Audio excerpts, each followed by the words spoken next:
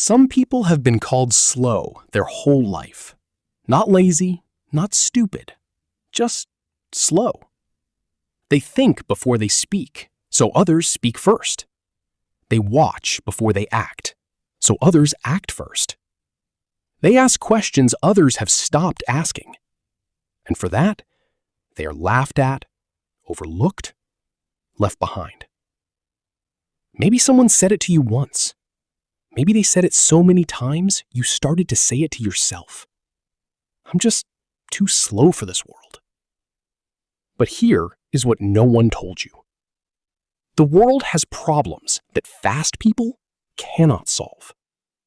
And sometimes, the only person who can fix what is broken is the one everyone already gave up on. Before this story starts, tell me something. Has anyone ever called you slow? Or made you feel like you were always one step behind? Drop a yes in the comments. I want to know how many of us there are. His name was Bilal. He was 12 years old, and he lived in a small village beside a river that had given the village everything: water, fish, fertile soil, and then, every few years, without warning, took some of it back. Bilal was the youngest of 4 brothers. The others were quick with their hands, quick with their words, quick with their answers in school. Teachers liked them. The village liked them. Even their father, Usman, would look at his older sons with a certain kind of quiet pride. Then he would look at Bilal. Bilal, who took 3 minutes to answer a simple question. Bilal, who stood at the riverbank for hours without doing anything. Bilal, who picked up a stone one afternoon and never put it down. It was just a plain gray river stone, smooth, small enough to close a fist around. He carried it everywhere, in his pocket while eating, in his palm while walking, against his cheek when he was thinking. His brothers teased him about it constantly. "What are you going to do with it, Bilal? Throw it at your own brain to make it faster?" He never answered them. He just turned the stone in his fingers and kept watching the river. The village had tried to solve the flooding for 30 years. They had built mud walls, they washed away. They had built stone barriers. The river found a way around them. They had asked the government for help. The government sent a man who looked at the river for 20 minutes, wrote something in a notebook, and never came back. Every few years, the flood came. Crops were destroyed, houses were damaged, and the village would rebuild, slowly, and wait. The men who considered themselves smart, the school headmaster, the landowner, an engineer who had once visited from the city, had each offered their explanation for why the floods happened. The headmaster said it was the rains. The landowner said it was the mountains. The engineer said it was the bend in the river, and that nothing could be done about a bend. Each of them was confident. Each of them was fast with their answer. And each of them was wrong, or at least not fully right. No one noticed this except Bilal. But Bilal was 12 and slow, so no one asked him. Then came the year the flood did not just damage the village. It tried to swallow it. 3 days of rain. The river rose faster than anyone had ever seen. The mud walls they had built that spring dissolved in hours.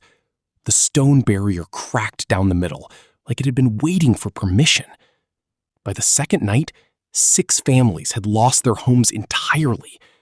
Crops that would have fed the village through winter were gone. The water sat in the streets for 4 days. When it finally pulled back, the village elder called a meeting. Every man gathered in the mosque courtyard. The headmaster spoke first. He was confident, as always. The landowner proposed spending money on a bigger stone wall, a better one this time, he said, as if the problem with the last wall was that it had not cost enough. The engineer's cousin, who had studied something at a college in Lahore, offered to draw a diagram. Bilal's father, Usman, sat at the back. He was a quiet man, a farmer, not important enough to be called on to speak. He looked tired in a way that had nothing to do with the flood. Outside, Bilal sat at the riverbank, alone, stone in his hand. He had not slept in 2 days, not because of fear, something, and he did not yet understand what he was seeing. The next morning, Bilal walked to where the stone barrier had cracked. He looked at it for a long time. He pressed his palm against the crack. He looked back at the river. He looked at the crack again.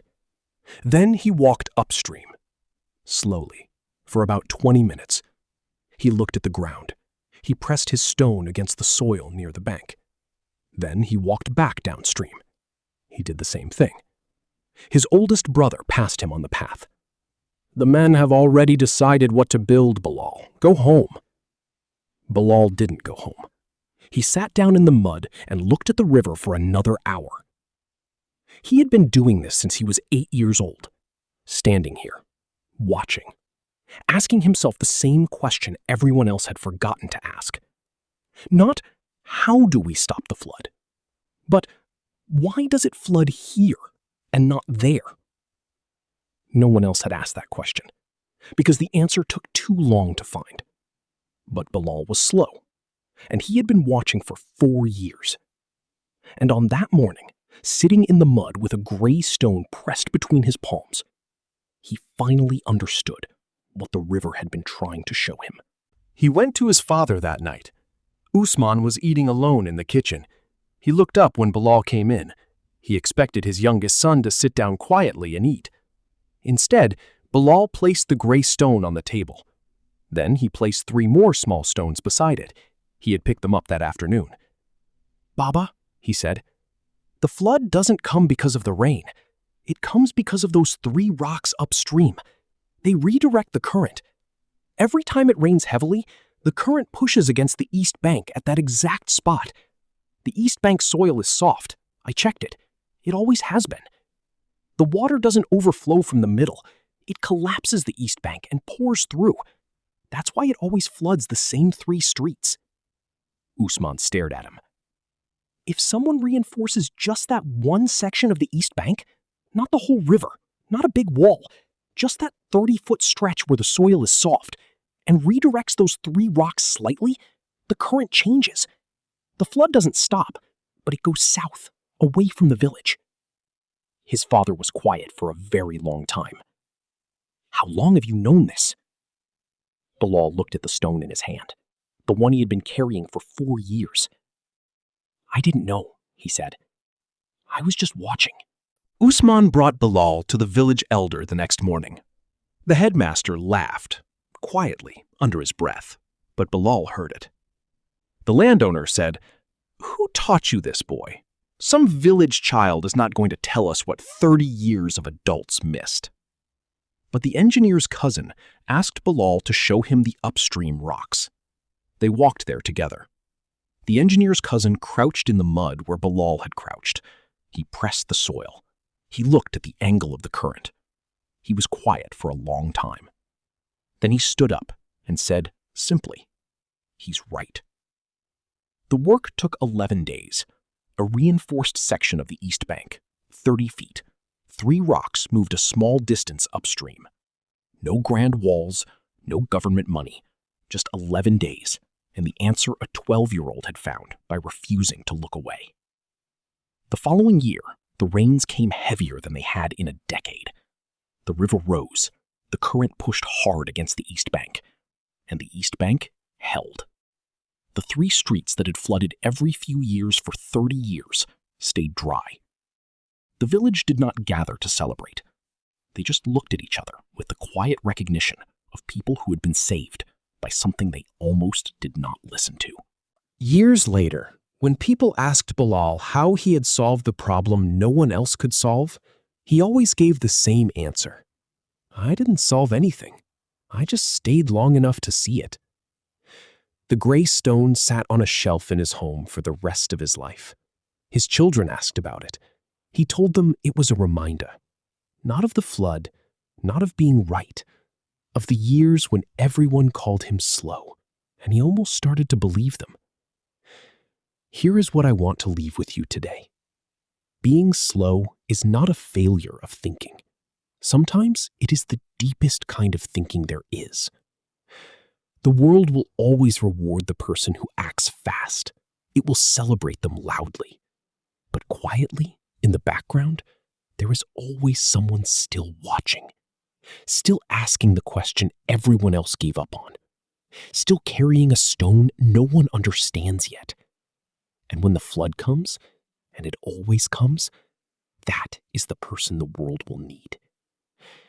You may have been told all your life that you are too slow, too quiet, too careful, too much in your own head. But what if that is not your weakness? What if that is exactly what this problem has been waiting for?